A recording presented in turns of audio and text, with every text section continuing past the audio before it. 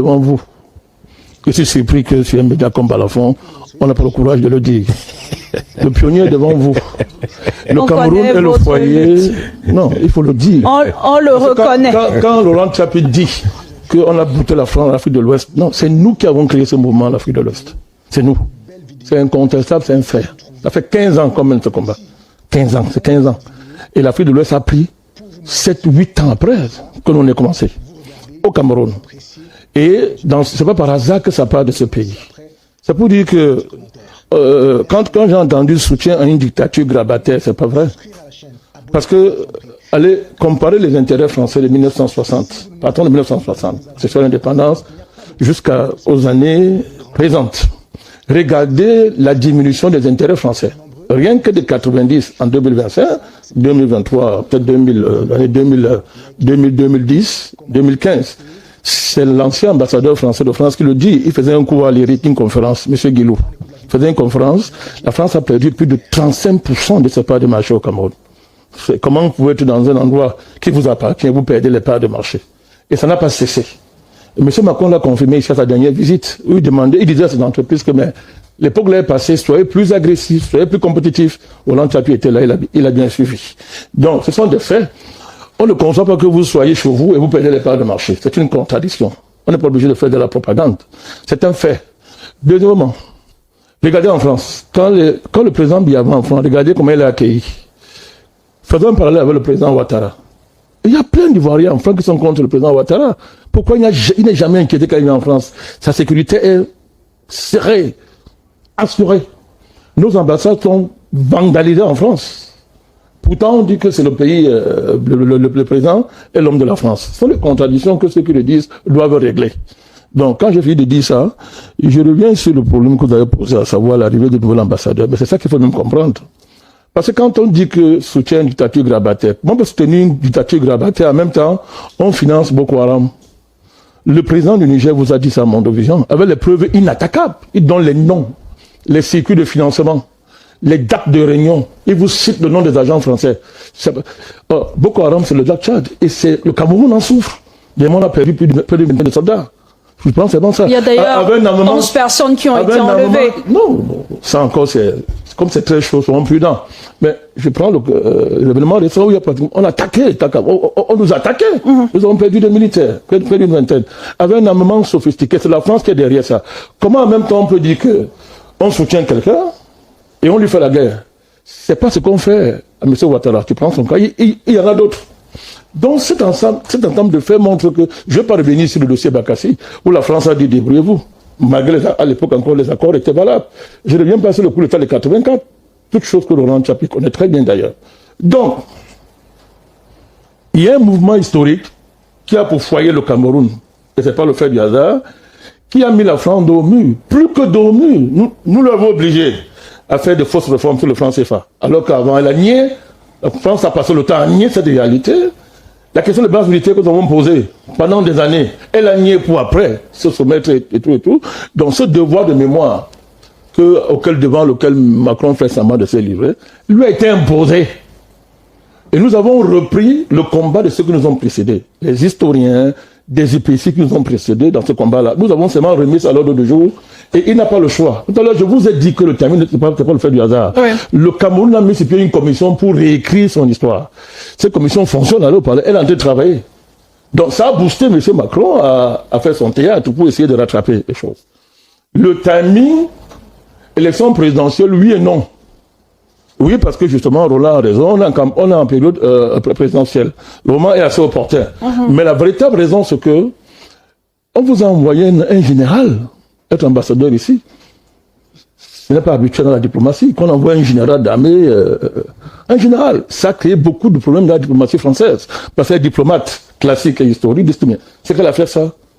Jusqu'aujourd'hui, ça fait un débat sérieux, ça secoue la diplomatie française. Il est venu ici avec un agenda précis que nous avons présenté à Mondovision, sans être contesté. Il avait un agenda de déstabilisation du Cameroun, de faire aboutir un certain nombre d'éléments importants pour la France dans le cadre de la succession du président. Il a échoué.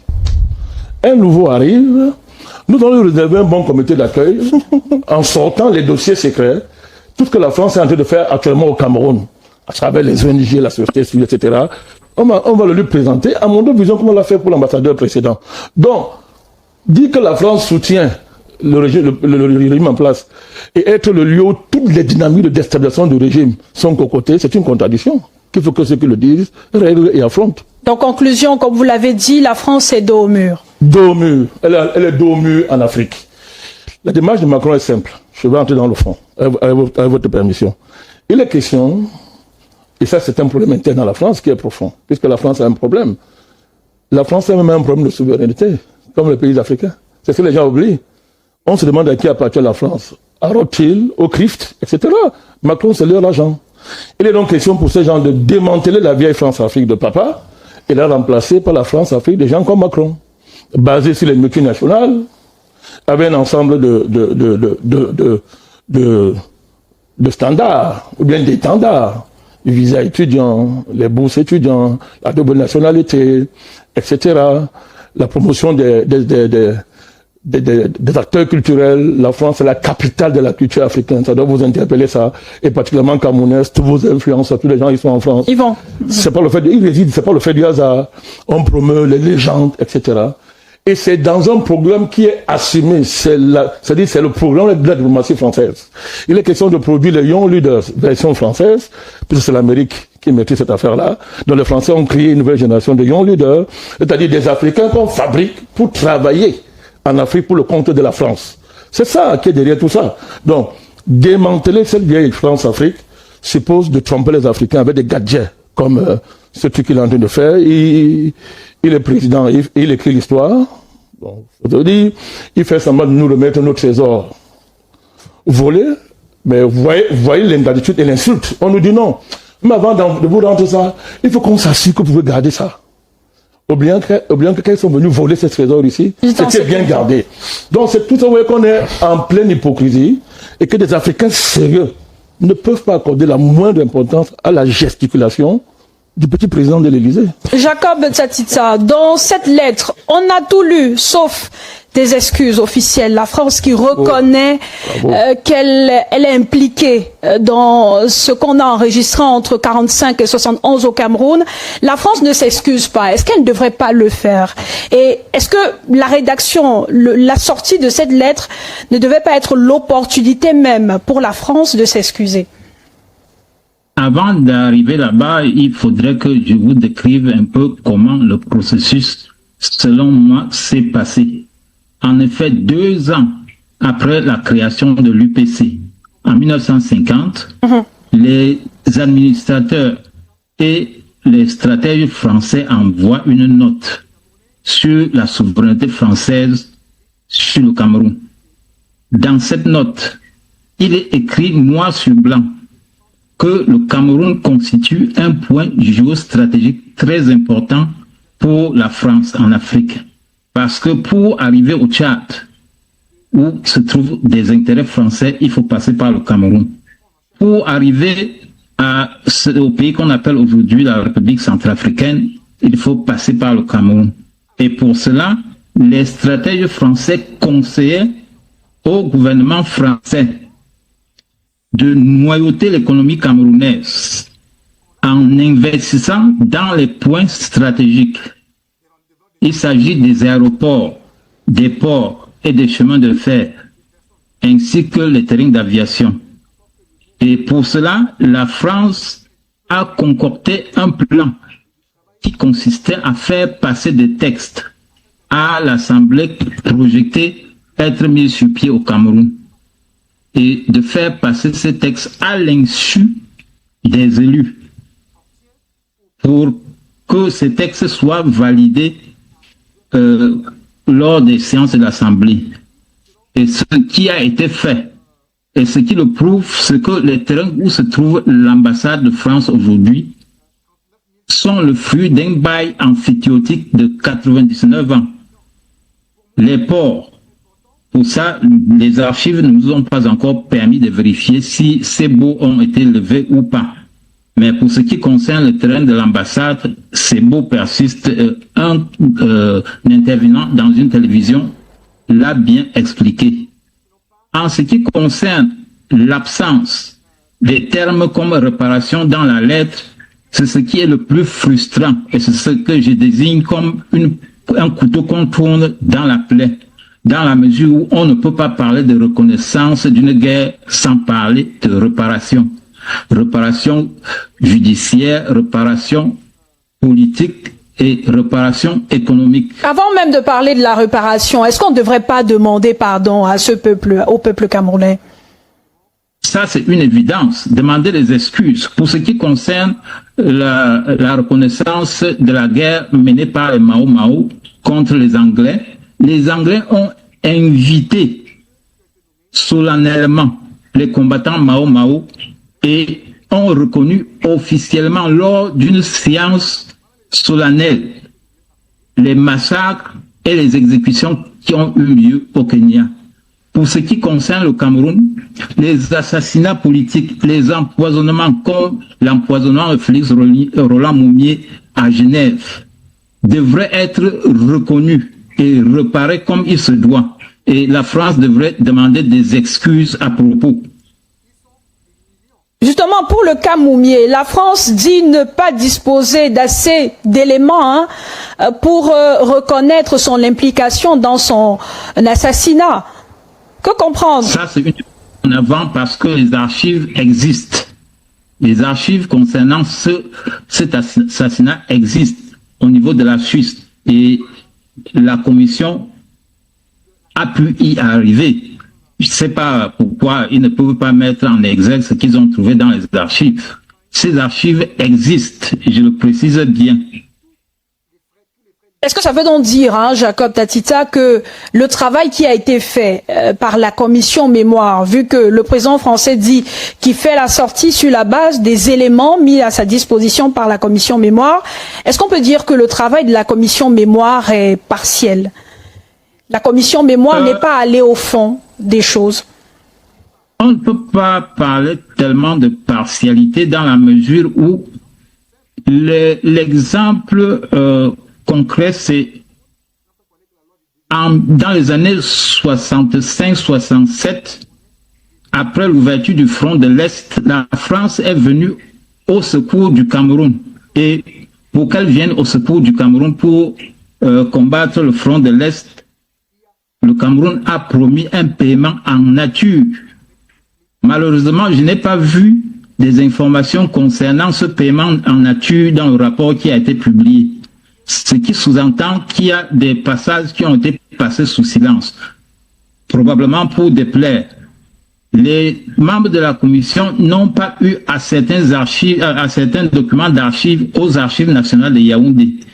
Les archives de la police n'ont pas été mis à leur disposition. Et je ne sais pas si c'est à dessein ou ils n'ont pas pu avoir accès à ces archives. Parlons justement des archives. Roland Tsapi, on a produit une émission bien avant, lorsque la commission mémoire a été constituée et même lorsqu'elle a publié son rapport, le rapport dont l'exemplaire a été remis au président de la République. Il y a beaucoup d'enfants de martyrs qui disent n'avoir pas été approchés déjà par les membres de la commission mémoire pour donner leur version des faits. La lettre d'Emmanuel Macron cite 4 martyrs, pourtant il y en a tellement. Il y a même ceux dont les corps ont été jetés dans les chutes de la Métché et dont on ne parle pas. Est-ce que ce travail aurait été partiel ou a été partiel? Cela va de soi.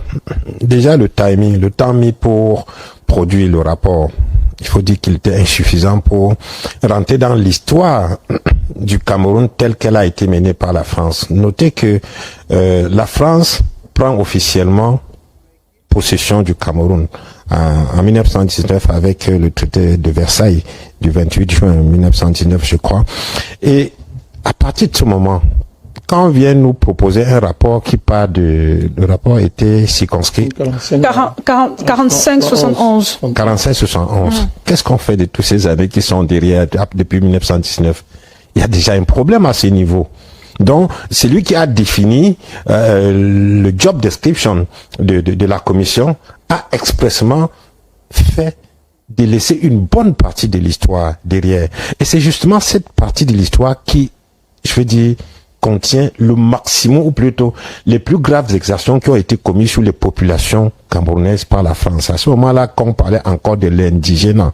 Et vous savez que l'indigénat, c'était qu'on réduisait les locaux à, on va appeler ça quoi. Déjà, ils n'avaient pas le statut d'être humain, d'homme.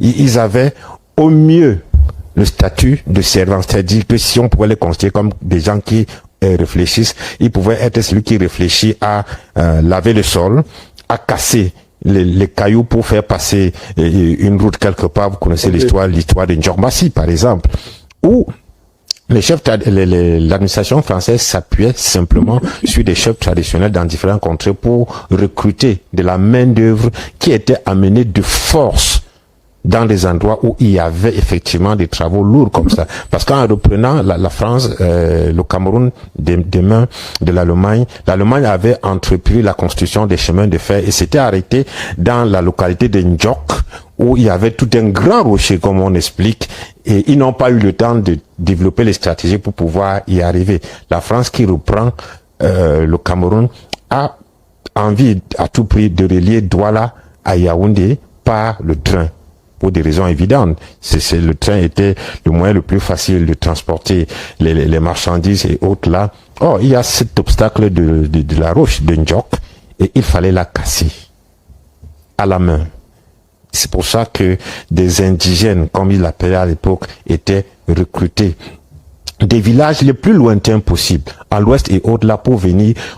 Est-ce qu'on peut aujourd'hui évaluer le nombre de Camerounais qui sont morts là-bas? Pas du tout. On parle plutôt des martyrs qui ont été exécutés sur le plan politique, c'est-à-dire que quand il fallait imposer une certaine logique administrative aux populations, il y a des gens qui s'opposaient. On ne fait allusion qu'à cela, mais il y a des victimes camerounaises qui sont mortes dans les travaux forcés, ou bien parce qu'ils ne voulaient pas travailler. Vous savez qu'à l'époque, il y avait ce qu'on appelle les contremaîtres qui suivaient les manœuvres dans les champs et qui n'hésitez pas à tuer quelqu'un qui ne veut pas travailler, ou bien ça, on tuait, on balançait comme ça sans que ça n'émeuve personne. Ceux-là sont passés où? Donc, déjà même sur comme dire, la façon de circonscrire la période sur laquelle va s'étendre les travaux de la commission posait un sérieux problème. Je pense que le gros du travail même se trouve derrière et que aujourd'hui on essaie de nous montrer, reconnaître 4 martyrs qui ont été assassinés. Bon, ça, c'est de la moquerie à la limite. C'est de la moquerie à la limite.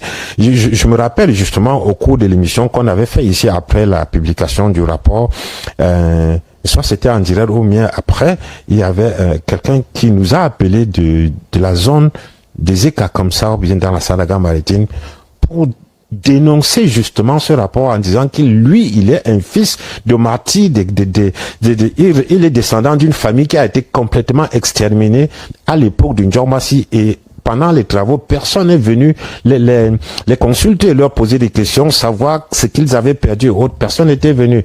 Donc, quel que soit le cas, on ne peut pas dire que ce rapport était complet. Au contraire, il est vraiment circonscrit dans une période où on nous présente quelques martyrs, pas qui sont moins importants, que le nombre est insuffisant, mais on met en face, enfin, on les met en avant comme un arbre qui cache en réalité la forêt. Et il est important pour le Cameroun de ne pas laisser leurrer ni par des lettres comme ça, qui sont, comme nous disons, des aveux mitigés, mais insister, comme Bandakani le dit tantôt, insister pour que ce contentieux colonial soit, je veux dire, mis sur la table de bout en bout. Il faut qu'on commence à diagnostiquer le problème de par le début. On ne peut pas venir ici nous présenter la présence de la France en Afrique comme si elle avait commencé en 1945. Non du tout. Il y a de l'histoire bien loin derrière, une histoire qui a été vraiment néfaste, que les Camerounais ont subi de manière totale dans leur chair, dans leur famille et ainsi de suite.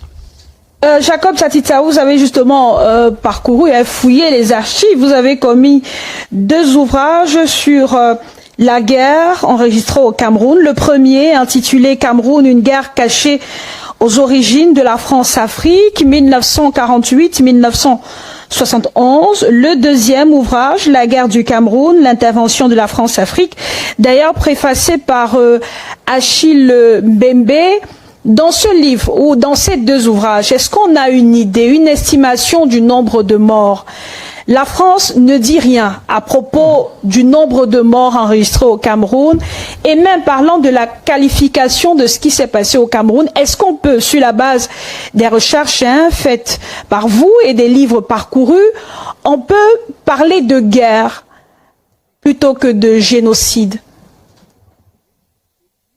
On peut parler de guerre et aujourd'hui on peut aussi parler de génocide dans la mesure où on se base sur le qualificatif de race. Et ce qualificatif, je l'ai retrouvé dans les archives et où les Bassa étaient qualifiés de race ainsi que les Bamileke. Pour ça, je peux parler aujourd'hui avec une voix d'autorité.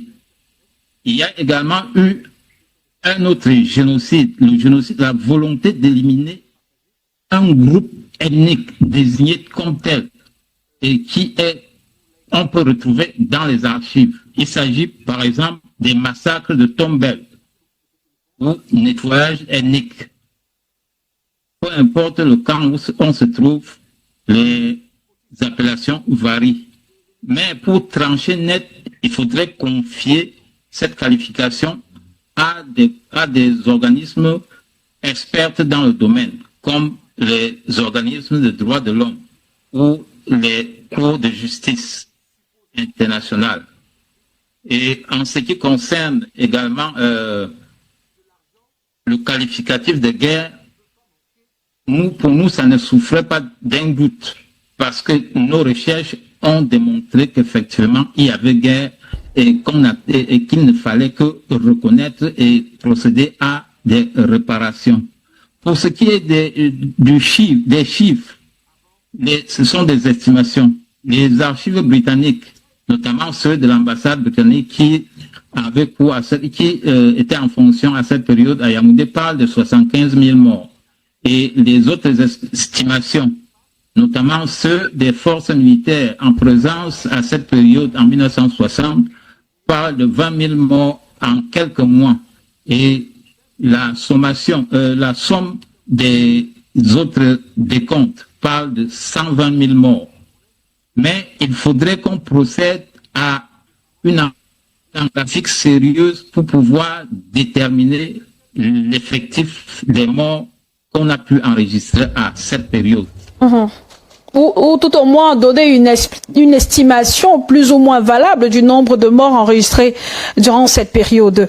André Bandakani, selon certains, la sortie ou alors le massacre orchestré par les colons français au Cameroun avait pour but de bloquer l'indépendance du Cameroun, l'indépendance de 1960. Pourquoi donc aller au-delà de 1960 quand le Cameroun avait déjà en cette année-là acquis son indépendance?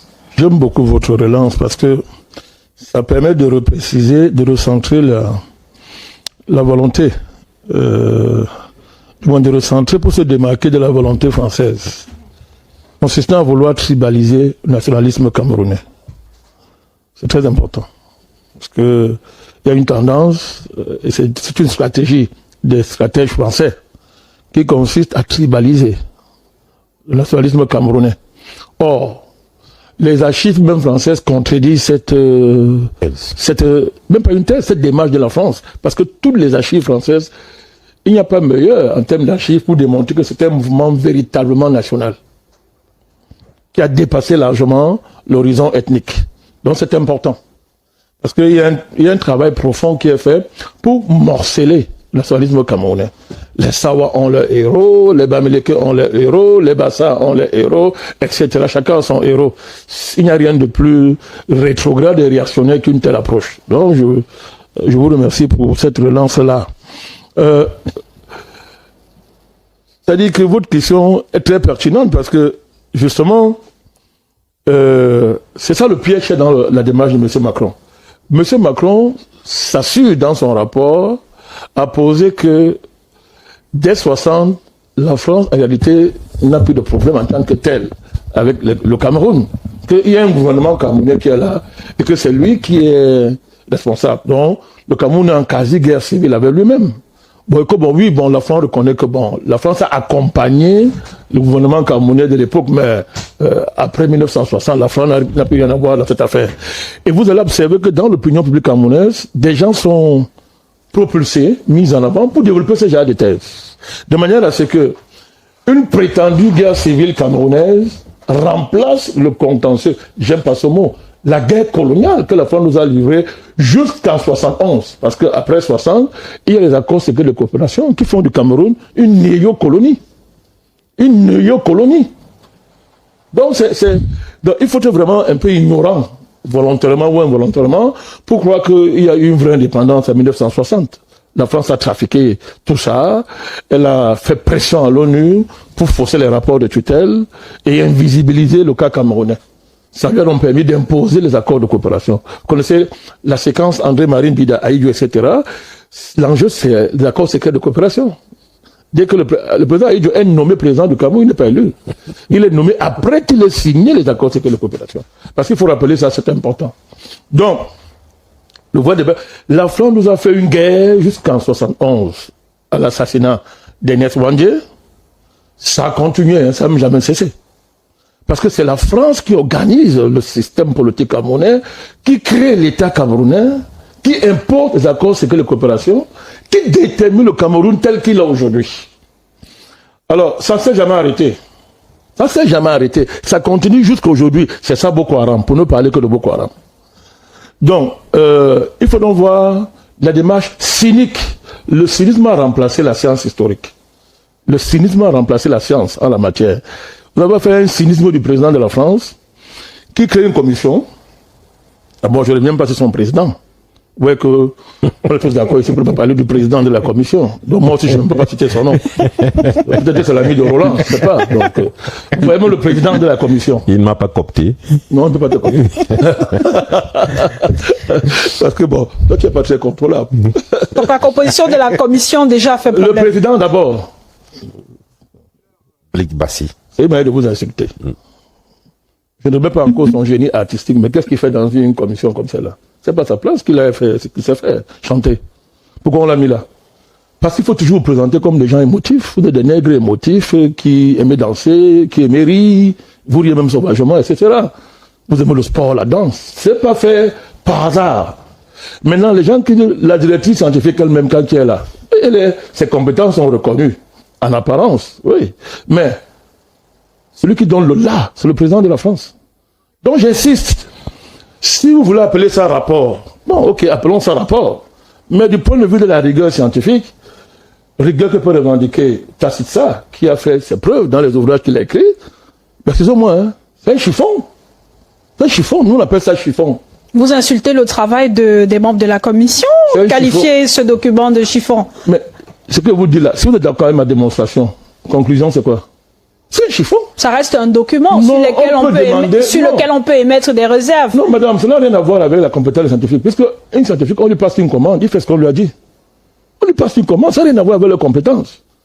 C'est que le patron de l'affaire, c'est Macron. Et là, je vous ai dit qu'il est habitué à faire ça. Il a fait ça pour le Rwanda. Le rapport l'a crié un tollé à l'époque. C'est la même démarche. Tout ce qui a été soulevé par Roland et par Tacitza, vous montrez que c'est un chiffon. Vous voulez être le plus poli de la terre. Vous n'allez pas, vous faites comment pour ne pas dire que c'est un chiffon. C'est un chiffon. Deuxièmement, est-ce qu'on peut accepter, madame, qu'un bourreau crée lui-même son tribunal pour juger ses crimes? Voilà le principe fondamental de cette affaire. C'est le principe fondamental. On est dans la logique. Si vous êtes logique, vous partez de ce principe que un criminel ne peut pas lui-même juger ses crimes. Vous concluez. La conclusion court d'elle-même. Donc vraiment, Macron nous insulte. Macron nous insulte, on va lui répondre. On va continuer à lui répondre. Donc, qui va lui répondre? Les Camerounais lui répondent depuis. Le Cameroun officiellement n'a pas réagi. Jusqu'ici. Il y a des signes. C'est vous qui avez dit que c'est une propagande pour dictature grabataire. Moi, je vous dis, la directrice du rapport, elle m'a dit, quand elle présentait le rapport au président, vous avez oublié que l'État camerounais n'a pas collaboré. Elle a dit. L'État camerounais n'a pas collaboré. C'est un discours. On n'a pas besoin de parler, c'est un État. On ne collabore pas à ça. Bon, si c'est un pion de la France, tu n'as pas à dire, on te dit signe, si tu signes. Et tu fais comme le président Talon a fait qu'il recevait l'histoire des biens culturels. Il dansait avec Macron, il dansait. Mais le Cameroun dit, je ne collabore pas. Donc, je ne suis pas d'accord avec cette démarche. On garde les apparences, c'est pas d'accord. C'est important de rappeler ça. C'est elle qui l'a dit quand il présentait le rapport au président. C'est pas un fait anodin. Je vous dis que le Cameroun a créé une commission pour écrire son histoire. C'est pas aussi un fait anodin. Donc, quand on mettait tout ça en place, vous comprenez qu'il y a un problème. La France et le Cameroun, c'est la guerre. Moi, je sais pas ce que vous appelez contentieux. C'est la guerre. Parce que c'est un contentieux, M. Macron ne pouvait pas oser lui-même dire qu'il juge ses propres crimes. Puisqu'on a refusé à l'Allemagne de faire ça, pour prendre seulement le cas de l'Allemagne, on a refusé de faire ça. Donc, pourquoi quand c'est nous on fait ça? Hollande a soulevé un chapitre important, pour que vous compreniez pourquoi il ne peut pas assumer ça. Pourquoi il commence en 1945. La France se vante, et en particulier les Français, la colonisation française. C'est l'un des rares pays au monde qui revendique la colonisation comme étant un acteur civilisateur, de manière officielle. Je vous dis, c'est l'un des rares pays au monde qui revendique ça, que la colonisation était civilisateur. Par quoi donc elle était? Parce qu'on a construit des routes et des écoles.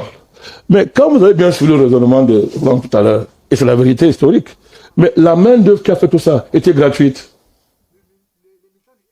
Donc, elle n'a rien fait. Déjà que c'était des travaux forcés. Mais on vous dit, non seulement c'était des travaux forcés, des corvées, et qu'on a utilisé une main-d'œuvre gratuite, mais on nous a fait endosser ça comme une dette.